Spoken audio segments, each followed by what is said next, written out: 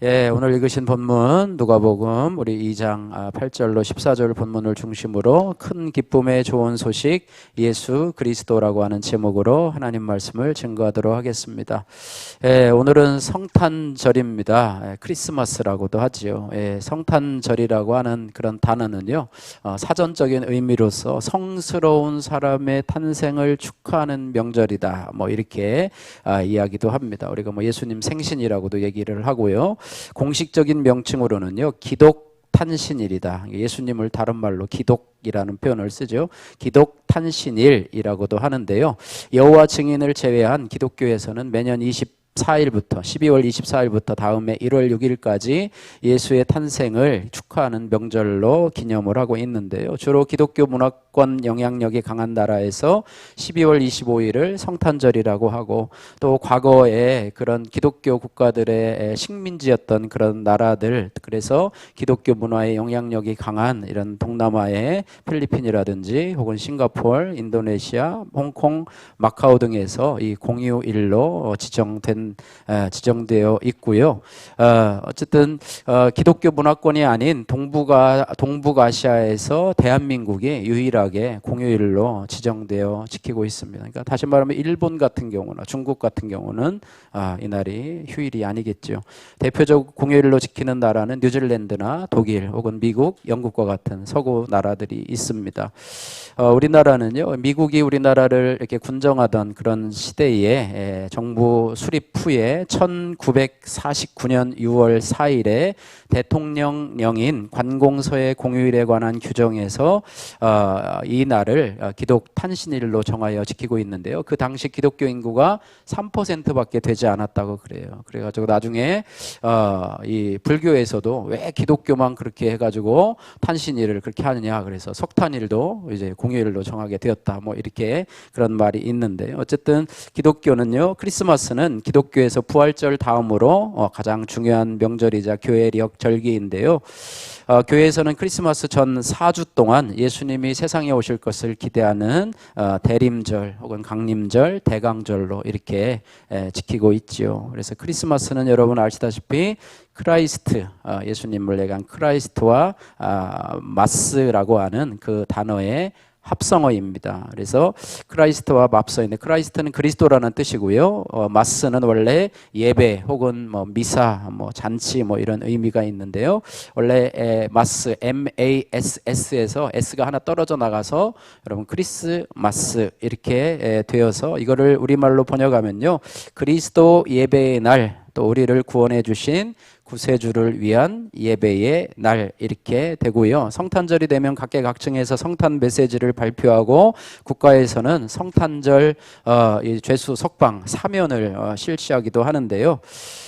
뭐 한국 기독교를 대표하는 이 한기총에서도 이번에 12월 15일에 성탄 메시지를 발표했습니다. 거기에 회장, 이제 새로 선출된 회장님 이렇게 발표를 했는데요. 한번 잠깐 소개해드리면, 어둠 가운데 이 땅에 오신 예수 그리스도의 마음은 온유와 겸손입니다. 그의 온 삶은 병든 자를 치유하시며 배고픈 자를 먹이셨고 상처받은 자들을 위로하는 그런 모습이었습니다. 사람들은 높은 곳에서 주님을 찾았지만 예수님은 가장 낮은 자리로 임하셨고 그곳에 있는 자들의 친구요 스승이 되셨습니다.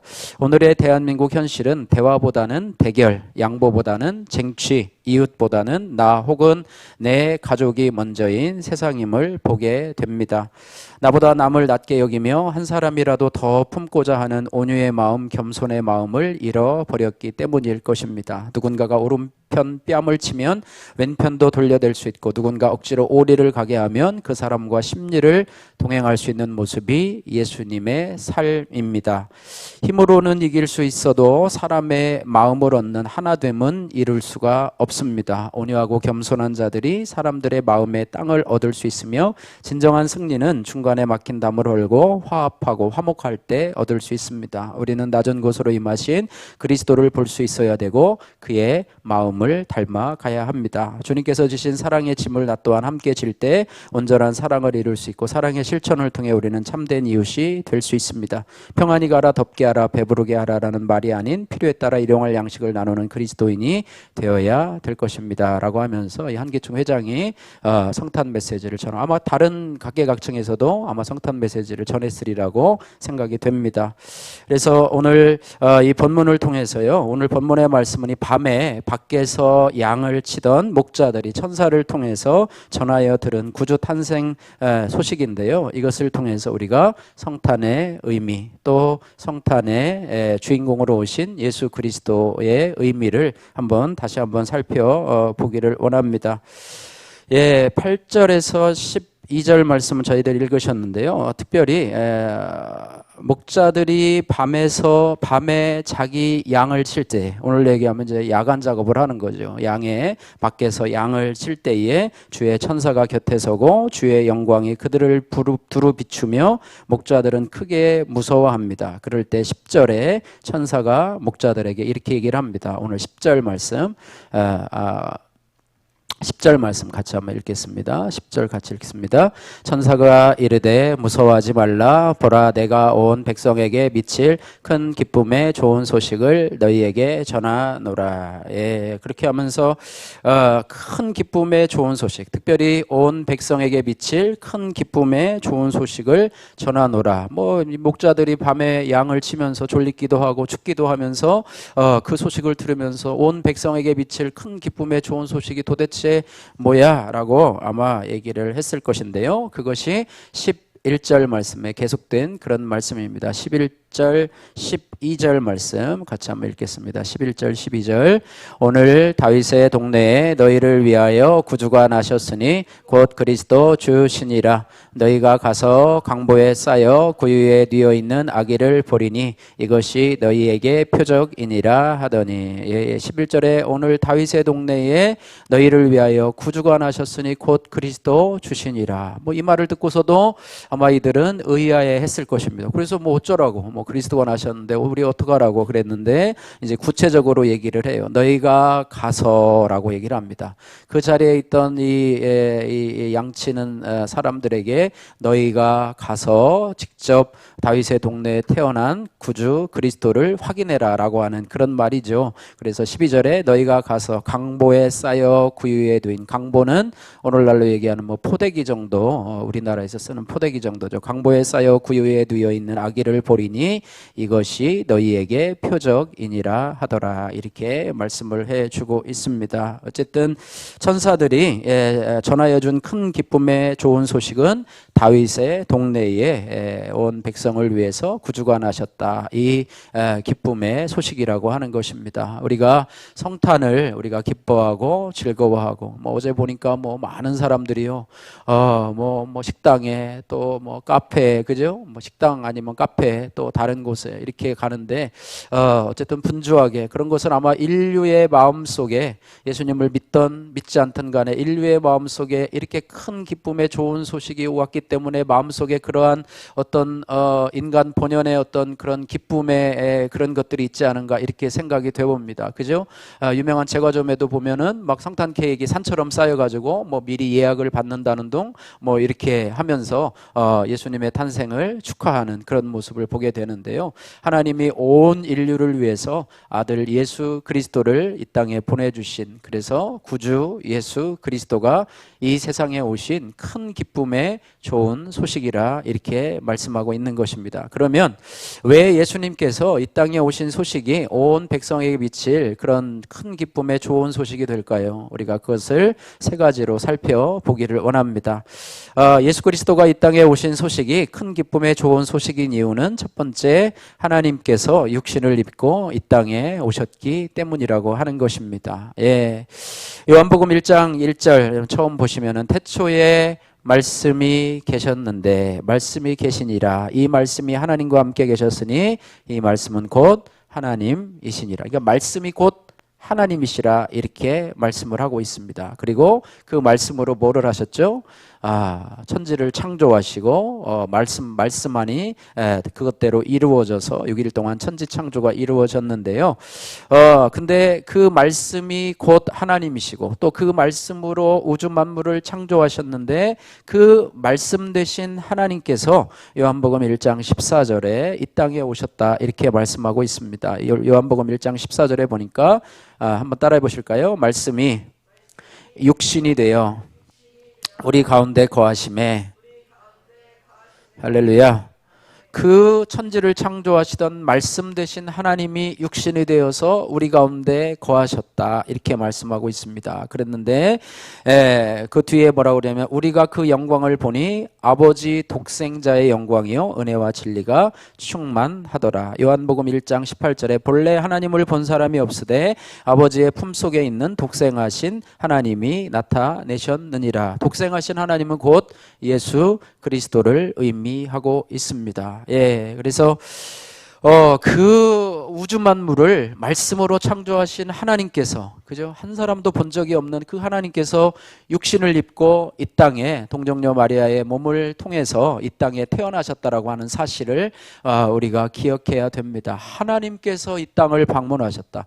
하나님께서 만약에 육신을 입고 방문하지 않았으면 우리는 볼 수 있었을까요? 보지 못했을까요? 육신을 입고 오지 않으셨으면 우리는 그분을 볼 수 있었을까요? 아니면 없었을까요? 볼 수 없었을 거예요. 그러나 하나님께서 우리 육신을 입으시고 우리의 이 땅에 오셨기 때문에 우리가 그분을 볼 수 있었으리라고 생각이 됩니다. 미국의 대통령이나 전에 영국의 여왕도 왔었고 또 가톨릭의 교황도 우리나라를 방문하면 며칠 전, 몇 달 전부터 막 왁자지껄하죠. 와서도 뉴스거리고 어디 갔다 무슨 차를 타고 다녔다 하면서 행적이 엄청나고 나중에 그가 돌아간 이후에도 누가 왔다 가신 곳 이렇게 해가지고 그런 것들이 있는데 그것도 참 큰 소식인데요. 하물며 온 천지와 우주를 창조하신 하나님께서 육신을 입고 이 땅에 오셨다. 이 소식이야말로 큰 소식 중에 큰 소식이요. 또 큰 기쁨의 좋은 소식이라고 할 것입니다. 만약에 예전에 2000년 전에 오셨던 그분, 그 당시에 이 매스컴이 발달하지 않고 SNS가 발달하지 않았는데 요즘 같았으면 아마 엄청난 파급 효과가 일어나서 아마 생중계가 되지 않았을까, 그죠? 유튜브로 생중계하고 유튜버들이 가서 하나님 예수님이 오셨다 하면서 하고 했었는데 그 당시에 그 작은 베들레헴 유다 땅에 오신 예수님께서 온 세계를 오셨다는 소식은 참 큰 기쁨의 좋은 소식이 아닐 수가 없다라고 하는 것입니다. 올해 여러분 고대하는, 올해 며칠 남지 않았죠? 그죠? 올해 남지 않았지만 여러분 올해 고대하는 좋은 소식 여러분 무엇입니까? 혹은 내년에 여러분이 고대하는 좋은 소식 무엇입니까? 여러분 가정에 임했으면 하는 그런 좋은 소식이 무엇입니까? 또 여러분의 자녀들에게 임했으면 하는 좋은 소식이 무엇입니까? 아마 저희는 교회적으로는 지금 어제 올해부터 12광주리 헌금을 시작했기 때문에 12광주리가 채워지는 그런 은혜가 있으면 하나님께 참 더 감사가 되고 또 그런 소식들이 또 성경 말씀대로 12광주리가 차고 넘치는 그런 소식들이 아마 큰 기쁨의 소식이 될 것입니다. 바라기는 이를 뛰어넘어서요. 여러분 개인이나 또 자녀나 가정의 좋은 소식을 뛰어넘어서 하나님께서 이 땅에 좋은 소식을 가지고 오셨음을 참으로 기뻐하시는 성탄절 되시기를 주님의 이름으로 축복합니다. 두 번째로요, 예수 그리스도가 이 땅에 오신 소식이 왜 큰 기쁨의 좋은 소식이 되냐 하면 그 오신 예수님께서 우리를 죄와 사망과 저주에서 해방시키고자 구주로 오셨기 때문이라고 하는 것입니다. 그저 방문하고 그냥 사인만 해주고 돌아가는 것이 아니고요. 뭔가 선물을 가지고 오셨는데 그 선물이 무엇이냐? 그것이 바로 우리를 죄와 사망과 저주에서 해방시키고자 하시는 선물을 가지고 이 땅에 오셨다고 하는 것입니다. 오늘 읽으신 본문 누가복음 2장 11절 말씀 좀 전에 읽었는데요. 오늘날 다윗의 동네에 너희를 위하여 구주가 나셨으니 곧 그리스도 주시니라 이렇게 말씀했습니다. 어저께 설교에서 메시아에 대해서 또 헬라어로 번역된 메시아는 그리스도. 그리스도는 세 가지 직임을 가지신 분이시다. 왕과 제사장과 선지자의 직분을 가지신 분이시다. 이 부분에 대해서 설명을 드렸고, 기름 부음을 받은 자, 제사장과 왕과 제사장을 선지자를 임명할 때에는 기름 부음을 받아서, 근데 그 모든 직임을 예수 그리스도께서 한 몸에 지니고 오셨다, 이렇게 되어 있으셨는데요. 구약에서는요, 하나님이 구원자이셨어요. 그래서 이스라엘을, 그 백성을 선택하신 여호와 하나님은요, 이스라엘의 구원자가 되셨습니다. 그래서 이러한 구약의 용어가 신약에서는 나사렛 예수님에게 적용이 되게 되는데요. 특별히 구세주라는 칭호는요, 십자가에 달려 죽으신 나사렛 예수님께서 죽은 자 가운데 부활하게 되셨을 때에 그를 높이기 위해서 사용되었던 단어가 바로 구세주라고 얘기를 합니다. 영어로는 Savior라고 얘기를 하는데요. 이 말은, 구주라고 하는 이 말은 죄와 사망과 저주에서 구원하시는 주님이시다, 이런 호칭을 가지고 있습니다. 그래서 오늘 이 목자들에게 주신 말씀, 오늘 다윗의 동네에 너희를 위하여 구주가 나셨으니, 구주라는 이 말 자체에 너희의 죄와 저주와 사망을 해방하러 오신 분이시다라고 하는 의미가 거기 안에 내포되어 있다라고 하는 것입니다. 다시 말하면 예수님은요, 사람들의 죄를 대신 짊어지고, 이게 참 중요한 말이에요. 대신 짊어지고, 내가 짊어져야 되는데 예수님이 대신 짊어지시고 그들의 죄값을 치르시려고 대신 죽으셨던 주님이시다, 이렇게 말씀하고 있습니다. 예수님께서도 친히 오셔서 당신을 소개하시면서, 또 당신의 사역을 소개하시면서 마태복음 20장 28절에 이렇게 말합니다. 여러분 암송하신 분도 계시죠? 인자가 온 것은 섬김을 받으려 함이 아니라 도리어 섬기려 하고 자기 목숨을 많은 사람들의 대속물로 주려 함이라, 이런 말씀이 있습니다. 이것이 바로 구주 예수 그리스도에게 적용된 말씀이에요. 섬김을 받으러 온 것이 아니라 섬기려 하고, 어떻게 섬기느냐? 자기 목숨을 많은 사람들의 대속물로, 많은 사람들뿐 아니죠, 온 인류의 대속물로 주려 함이라, 이렇게 말씀하고 있습니다. 예, 또 예수라는 이름의 뜻은요, 예수라고 하는 이름의 뜻은 무엇이냐면 죄에서 구원한다라고 하는 뜻을 가지고 있어요. 예, 마태복음 1장 21절을 말씀을 보면 아들을 낳으리니 이름을 예수라 하라. 이는 그가 자기 백성을 저희 죄에서 구원할 자이심이니라 하니, 그랬습니다. 예, 갈라디아서 3장 13절에 보면은 그리스도께서 우리를 위하여 저주를 받은 바 되사 율법의 저주에서 우리를 속량하셨으니 기록된 바 나무에 달린 자마다 저주 아래 있는 자라 하였습니다, 그랬습니다. 여러분 가끔씩 매스컴을 통해서 살신성인, 살신성인이라는 말을 여러분 쓰시죠, 그죠? 좋은 의미예요, 나쁜 의미예요? 살신성인, 좋은 의미죠.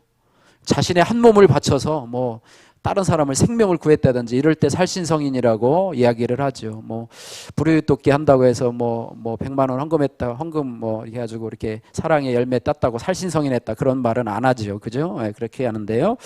그런 보도들이 가끔씩 나타나서 이 각박한 세상에 사람들에게 감동을 주면서 그 사건이 큰 미담으로 매스컴에 보도되기도 하고 있습니다. 우리가 뉴스를 보면은요, 정치인들이 싸우는 모습, 또 사건 사고, 어디서 불났다, 뭐 어디서 뭐 해가지고 사고가 일어나서 교통사고, 뭐 칠중 충돌이 일어나서 몇 사람이 죽고 뭐 이렇게 했다, 이런 소고들만 있는데, 어느 날 지난 올해죠, 이번 달이죠, 19일에 보니까 저도 TV 뉴스를 보면서 좀 깜짝 놀란 건 아니지만, 나도 저 상황이면 저렇게 했을까, 이런 사건을 이렇게 보면서 그런 뉴스도 가끔씩 이렇게 방영이 되긴 해요. 그래서 참 좋은 뉴스다, 이렇게 생각을 했는데요. 무슨 내용이냐 하면 택시 승객이요, 신랑이 끝에 이 택시 기사를 매단체 택시를 빼앗아서 도주하다가 경찰에게 붙잡힌 그런 내용입니다. 그런데 이것이 광주에서요, 20대 된 한 청년이 택시를 타고 이제 서울로 가는데요, 한 휴게소에 있었다고 합니다. 그런데 그 택시 안에서요, 이 20대 청년이요, 담배를 자꾸 피고 자꾸 실랑이를 벌이는 거예요. 휴게소에서요,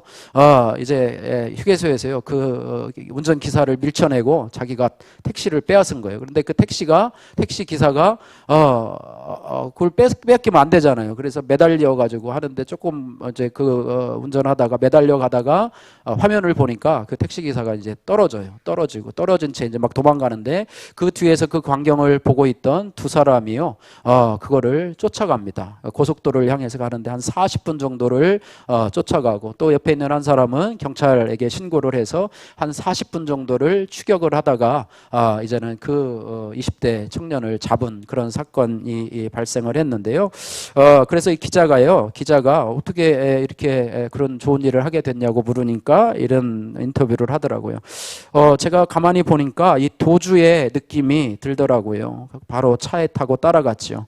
택시 운전 기사분이 차에서 떨어지고 그 뒤로 계속 추격을 했죠. 그래서 어떻게 일을 했느냐는 기자의 질문에서 차 다치는 것보다, 그리고 처음에요, 그 차가 두 대의 차였나 봅니다. 각자 다른 차였는데 그 앞서간 차를 이렇게 막으려고 해서 앞에 딱 막았는데 그 차가 확 치고 지나갔대요. 그러니까 차도 부딪혔죠. 그래서 이런 이제 인터뷰를 하는데요. 차 다치는 것보다 사람이 우선이니까 쫓아간 거죠. 내 의지와 상관없이 몸이 먼저 행동을 한 거예요. 아마 누구라도 이렇게 행동을 하지 않을까요? 뭐 이런 식으로 얘기를 한 것 같아요. 그런데 여러분, 만약에 휴게소에서 그런 일이 있으면은 쉽게 따라가기는 쉽지 않을 거라는 생각이 듭니다. 그래서 나중에 이제는 그 사람들에게, 그래서 이제 난동을 부린 20대 승객은 강도 상해 혐의로 구속이 됐고, 검거를 도운 시민 2명에게는 감사장 얼만 전달된, 뭐 포상금 같은 것도 줬나 모르겠는데 어쨌든 감사장이 전달되었다, 이렇게 되는데요. 이런 거 참 훈훈한 그런 이야기가 되겠죠. 그래서 마치 성경의 여리고로 가다가 강도 만난 자를 구해주고 치료해준 사마리아인처럼 아마 그런 사람들의 모습을 보면은 그렇고요. 정말로 살신성인의 한 사건은요, 예전에 여러분 그 강제구 소령이라고 한번 들어보셨죠? 강제구 소령 들어보셨나요? 네, 들어보셨을 겁니다. 그래서 제가 이제 그걸 한번 찾아봤는데요. 어쨌든 자기의 생명을 던져서, 자기의 몸을 던져서 자기의 부하들을 구한 그 사건이 바로 이 강제구 소령의 사건이었는데요. 이 일이 언제 일어났냐면 1965년도죠. 그러니까 월남 파병을 앞두고 그 부대가 월남을 파병하기로 결정이 되어서 이제 월남 파병 준비 훈련을 하고 있는 상황이었는데, 부하가 수류탄을 떨어뜨렸다는 거예요. 직접 핀을 뽑고 수류탄을 떨어뜨렸다는 거예요. 그런 상황에서 그때 대위였던, 중대장이었던 이 강제구 대위죠. 대위가 그 수류탄을 덮쳤대요, 몸으로. 터지면은 자기 그 부하들이 다 죽으니까 그것을 덮쳐가지고 거기에서 그냥 산화하는, 터져가지고 혼자 산화하고 그것을 죽는, 뭐 그런 일이 있었다고 합니다. 그래서 참 유명한 그런 사건인데요. 어쨌든 사망 후에 육군장으로 치려지고 대위에서 소령으로 이렇게 추서가 되었다는 그런 내용입니다. 이런 것이 정말로 살신성인의 그런 모습이죠. 그 사람 한 사람으로 인해서 여러 사람을 살린 일인데요.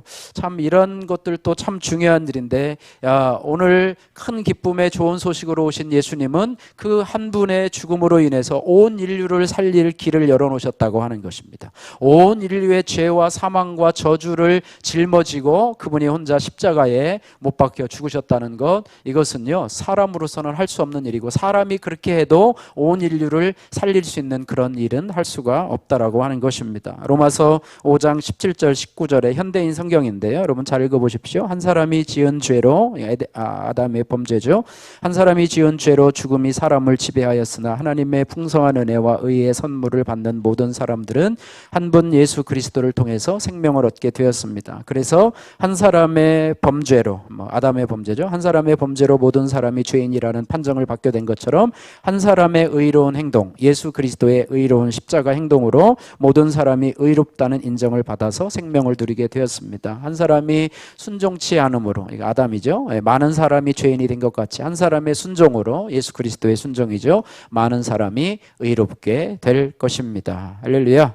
예, 어쨌든 예수님의 십자가상의 살신성일은 특별한 개인이나 몇몇 사람을 위해서가 아니라 죄에 빠져 고통당하는 온 인류를 위해서 그 일을 행하셨고요. 누구든지 그 예수님을 믿기만 하면 죄와 저주와 사망에서 영원히 구원받는 살신성인의 헌신이 바로 예수 그리스도의 헌신이었다고 하는 것입니다. 그래서 예수님께서 그를 믿는 모든 사람들을 살리는 살신성인을 하기 위해서 이 땅에 오셨으니 모두에게 그것은 큰 기쁨의 좋은 소식이 아닐 수가 없습니다. 이 세상에 어느 누구라도요, 구원자로 오신 예수님을 나의 주님으로 믿는 순간 죄와 저주와 사망에서 건짐을 받고 심판을 받지 않게 됩니다. 로마서 8장 1절에서 2절 말씀. 그러므로 이제 예수 그리스도 안에 있는 자에게는 결코 정죄함이 없나니 그리스도 예수 안에 있는 생명의 성령의 법이 죄와 사망의 법에서 너를 해방하였음이니라. 에베소서 2장 1절 너희의 허물과 죄로 죽었던 너희를 살리셨도다 이렇게 말씀하고 있고, 요한복음 5장 24절 말씀은 내가 진실로 진실로 너희에게 이르노니 내 말을 듣고 또 나 보내시를 믿는 자는 따라해보세요. 영생을 얻었고 심판에 이르지 아니하나니 사망에서 생명으로 옮겼느니라. 할렐루야. 예, 성탄절을 맞이해서요, 내가 내 안에 그분을 믿는 믿음이 있는가 여러분 살펴보시고, 이 기쁨의 좋은 소식을 듣지 못한 분들을 생각해 보면서 이들에게 예수님 탄생의 좋은 소식을 전할 수 있는 저와 여러분들 되시기를 주님의 이름으로 축복합니다. 세 번째로 예수 그리스도께서 이 땅에 오신 소식이 큰 기쁨의 좋은 소식인 이유는요, 한번 따라해 보세요. 하나님께서 빛으로 오셨기 때문입니다. 예, 하나님께서 빛으로 이 땅에 오셨는데요. 성경의 이 증거 구절을 찾아보면은요, 누가복음 2장 32절에 예수님을 가리켜서 누가는 이렇게 표현을 합니다. 이방을 비추는 빛이요 주의 백성 이스라엘의 영광이니이다 이렇게 기록을 하고 있고요. 요한복음 1장 9절에는 예수님을 참 빛이라 이렇게 말씀하고 있습니다. 1장 9절에 참빛 곧 세상에 와서 각 사람에게 비치는 빛이 있었나니 라고 말씀하시는데, 이 빛이 바로 예수 그리스도를 의미하고 있습니다. 예수님이 오신 그 시대는요, 참으로 암울한 그런 시대였었습니다. 인간의 마음 상태나 또 그 시대의 종교, 또 사회, 정치, 경제 모든 분야의 모든 것이 칠흑같이 어두워진 암흑 시대였습니다. 그래서 예수님이 오시기 전의 시대에 말라기와 또 예수님이 오시는 신약 시대 사이 400년 동안에는 하나님의 계시가 없었고 하나님의 침묵의 시간이 이어졌던 그런 암흑의 시기로 여겨지는데요. 그런 상황 속에서 정말로 빛이 없었고 또 소망이 없었고 사람들은 아무런 기대가 없었던 그런 상황 속에서 예수님께서 오셨는데, 정말로 빛이 꼭 필요한 시기에 예수님께서 생명의 빛으로 이 땅에, 또 구원의 빛으로 이 땅에, 정의의 빛으로, 양심의 빛으로, 또 정의와 진리의 빛으로 이 땅에 오셨다고 하는 것입니다. 그래서 그 시대뿐만 아니라 오늘날도 죄와 어둠과 절망 속에 있는 인생이 빛으로 오신 예수님을 믿기만 하면 하나님의 자녀로 다시 태어나고 또 하나님의 자녀로 살 뿐만 아니라 하나님 자녀로서의 모든 혜택을 누리며 어둠에서 벗어나서 밝은 인생을 살 수 있다라고 하는 것입니다. 그래서 이는 인생의 어느 한 영역에만 제한되는 것이 아니라요, 모든 영적인 것, 즉 마음이라든지 영혼, 가정, 삶의 현장, 인생의 진로 등 거기에서도 밝은 인생을 살 수 있다고 하는 것입니다. 여러분 혹 어둠 속에 살고 있다면 빛 대신 예수님께 나와서 그분을 믿으시기를 주님의 이름으로 축복합니다. 그러므로 예수님이 빛으로 오신 이 소식은요, 어떤 소식보다 큰 소식이고 기쁨의 소식이라고 하는 거예요. 그래서 그때부터 지금까지 빛으로 오신 예수님을 영접한 자들은 밝은 인생을 살고 있지만, 영접하지 않은 자들은 아직도 어둠 가운데, 죄 가운데, 저주 가운데 암울한 삶을 살고 있다는 것입니다. 요한복음 1장 5절을 보면은요, 빛이 어둠에 비치되 어둠이 깨닫지 못하더라 이렇게 말씀하고 있고요. 요한복음 1장 9절에 참빛 곧 세상에 와서 사람에게 비치는 빛이 있었나니, 또 요한복음 1장 12절에 자기 땅에 오매 자기 백성이 영접하지 아니하였으나 라고 말씀하고 있습니다. 그래서 빛 대신 예수님이 성탄절을 맞은 저와 여러분들의 심령에 비치고 여러분들의 인생, 우리의 인생에 들어오셔서 우리의 삶을 빛으로 인도하시는 그런 은혜가 있기를 주님의 이름으로 축복합니다. 말씀을 정리합니다. 오늘 본문 말씀을 중심으로 해서 큰 기쁨의 좋은 소식 예수 그리스도라고 하는 그런 제목으로 말씀을 살펴보았습니다. 예수 그리스도께서 이 땅에 오심이 큰 기쁨의 좋은 소식인 이유는 뭐냐면 온 우주 만물을 창조하신 하나님께서 육신을 입고 이 땅에 오셨다라고 하는 것이고, 또 그분께서 그냥 오신 것이 아니라 죄와 저주와 사망에서 허덕이고 있는 자들에게 이제는 큰 선물을 주시기 위해서 당신이 직접 십자가에 피 흘려 주심으로 그 저주와 죄와 그런 사망의 짐을 해결해 주기 위해서, 해방해 주기 위해서 이 땅에 오셨다고 하는 그런 소식이고요. 또 하나는 어둠 속에 헤매고 있는 자들에게 빛으로 오셔서 이제는 어둠의 인생이 아니라, 절망의 인생이 아니라 이제는 밝은 빛의 인생으로 인도하시는 그 하나님이 이 땅에 오셨다고 하는 것입니다. 우리가 오늘 이 기쁨의 좋은 소식을 듣고 예수님을 믿는 저와 여러분들, 혹 예수님을 아직도 영접하지 않았다면 빛 되신 예수님을 꼭 영접하시고 여러분의 인생의 길에 구주로 모시고 살아가시기를 바라고요. 대부분은 이제 예수님을 믿는 우리들은 어떻게 해야 되는가? 첫 번째로는 내가 그 예수님을 진정한 구주로 영접하고 인생의 주인으로 영접하고 있는 것인가를 여러분 확인해야 됩니다. 예수님을 나의 구주라고 하면서도 내 인생을 내 맘대로 살아가고 있지는 않은지 여러분 점검해 보시고, 내가 예수님을 믿고 교회에 다닌다고만 생각을 하면서 내가 오늘 밤에 갑자기 하나님께서 부르신다면 나는 천국에 갈 확신이 있는가, 여러분 고민하면서 나의 구원의 확신을 점검해 보시기를 바라고요. 그러면서 여러분 하나님의 자녀로서 또 하나님 나라의 시민권자로서 여러분 당당하게 사시기를 주님의 이름으로 축복합니다. 또 하나는 내가 예수님을 믿고 살아가면서도 아직도 내 안에 어두움이 존재하고 있지는 않은가, 내 마음에 죄의 어두움, 또 절망의 어두움, 또 사망의 어두움들이, 이런 두려움들이 우리 안에 있어서 나는 예수 믿고 하나님의 자녀인데 늘 어두움 가운데 있는 것 같아, 힘들고 앞이 잘 보이지 않아요. 그런 것이 있다면 오늘 이 시간에 기도하시고 또 말씀을 들으시면서 빛 되신 예수님을 다시 한번 여러분 삶의 중심 가운데 두시고 여러분 속에 있는 어두움을 물리치시고 또 좌절됨을 물리치시고 소망과 희망을 발견하시는 그런 하나님의 자녀로 살아가시기를 주님의 이름으로 축복합니다. 또 하나는 아직도 큰 기쁨의 좋은 소식인 예수 그리스도를 알지 못하는 사람들을 위해서, 그저 성탄 케이크를 사면서도 왜 사는지 알지 못하고 자기들끼리 촛불을 끄면서도 이게 왜 촛불을 끄고 케이크를 나눠 먹어야 되는지 이유도 모르는 그런 많은 젊은이들, 많은 사람들이 우리 주위에 있는 것을 볼 때에 우리가 세상을 다 품을 수는 없어요. 여러분의 가족 중에, 또 여러분의 직장 동료들 중에, 여러분의 친지들 중에 아직도 주님을 모르는 사람들이 있다면 여러분들이 제일 먼저 해야 될 것은 당장 가서 예수 안 믿으면 지옥 가라는 말보다는 여러분이 그 영혼을 붙잡고 기도할 수 있는, 할렐루야, 내년부터는 우리 생명의 책이 노트로 이제 여러분에게 주어질 텐데요. 여러분이 거기에다 꼭 간절한 소망을 담으셔서 그 이름을 여러분 적으시고 내년 한 해에 또 거기다 또 추가시키고 여러분들이 간절한 소망을 담아서 기도하실 때 하나님께서도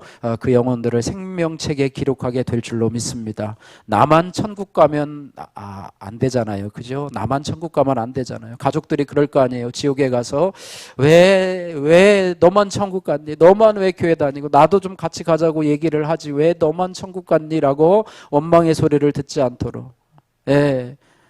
할렐루야. 그런 은혜가 이 기쁜 성탄절에 여러분 마음에 결단과 각오가 있으시기를 주님의 이름으로 축복합니다.